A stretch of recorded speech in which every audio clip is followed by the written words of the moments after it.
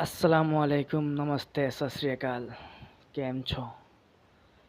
तो मेरे प्यारे भाइयों बहनों, मैं आप लोगों को एक शायरी सुनाना चाहता हूँ। अगर पसंद आए तो like, share, comment and follow कर देना।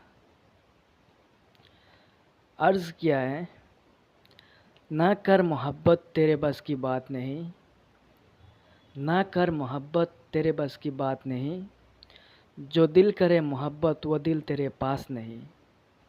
ना कर मोहब्बत तेरे बस की बात नहीं, जो दिल करे मोहब्बत वो दिल तेरे पास नहीं।